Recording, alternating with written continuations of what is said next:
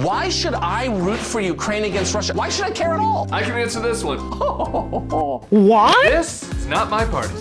Brought to you by the Bulwark. This week, after a preposterous Veep meets Chernobyl fascist roundtable sesh, the Russians began their invasion of eastern Ukraine. That's not good. You think? It was the first step in Putin's three-pronged mission to brush back NATO, take back Soviet territory, and prove that he's a virile strong man, not some Mrs. Doubtfire and a babushka. Let's make a matchmaker, make me a match.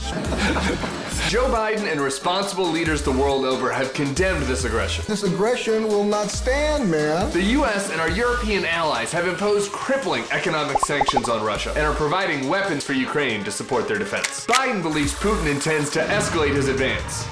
We believe that they will target Ukraine's capital, Kyiv, a city of 2.8 million innocent people. Don't be upset with me. Meanwhile, Ukraine's president has pledged not to give an inch. When you attack, you will see our faces and not our spines. But the response among commentators on both the MAGA right and the far left, as well as the mood among many Americans, is a big so what? So what? We should worry about our own borders, not Ukraine's, clamor the right-wingers. I think it's ridiculous that we're focused on this border in Ukraine. But to more immediate and serious issues closer to home, Canada continues its descent into tyranny. Goddamn Canadians. Ukraine was part of the USSR anyway, so they need to be a buffer, clamor the red lefties. All of those post-Soviet buffer states, they need to be buffer states. First of all, we are the imperialist wannabe fascists as well. What is this going to cost us? Why are we doing this? You don't know nothing about NATO? I don't know nothing about NATO. I get why people could be sucked in by those arguments, especially if they haven't followed Ukraine's political trajectory. After all, Ukraine is a faraway land of contrast. And only 1 in 3 Americans can even find it on a map. It's right here. I knew that. But what happens in Ukraine does matter to us. And here's why. For starters, the Ukrainian people have demonstrated that they are done with the Ruskies. After the Cold War, 92% voted for independence. 92%! In 2013, they protested their government's corrupt ties to Russia, demanding leadership that aligned them with the US and Europe instead. And polls show 2/3 of the country want to join the EU. Plus, the US committed to help our ally. This kind of behavior can't be tolerated. In 1994, we signed the Budapest Memorandum, in which Ukraine pledged to give up nukes in their territory, in exchange for the US and Russia pledging to recognize their borders and ensure their security. Today, they're calling that in and asking for our help. When you guarantee someone's security in exchange for them losing 1,700 nuclear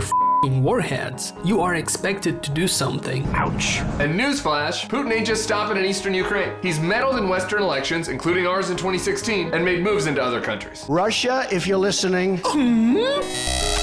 You guys just got hacked. Listen to Secretary of State Tony Blinken. Once the principles of sovereignty and self-determination are thrown out, you revert to a world in which the rules we've shaped together over decades erode and then vanish. Putin's doing all of this as part of a grand plan to break up the NATO alliance. Which, by the way, for all the US foreign policy f***ups the last few decades, NATO has been a world historic success. Well, that makes up for everything. For over 70 years, Europe and North America have remained free, prosperous, and safe because of our commitment to protect one another after 2 horrific world wars. Donald Trump was the first US president to undermine that alliance. And now Putin wants to pull that string even further. And if he's successful, there will be catastrophic consequences for the entire free world. Wolverines! Wolverines!